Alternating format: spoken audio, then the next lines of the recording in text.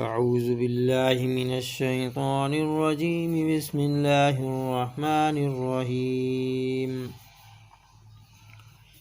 اقرأ باسم ربك الذي خلق، خلق الإنسان من علق.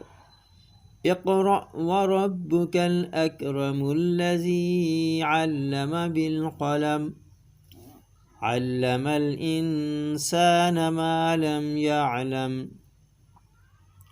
كلا إن الإنسان ليطغى أن رآه استغنى. إن إلى ربك الرجعى. أرأيت الذي ينهى عبدا إذا صلى، أرأيت إن كان على الهدى أو أمر بالتقوى، أرأيت إن كذب وتولى. ألم يعلم بأن الله يرى.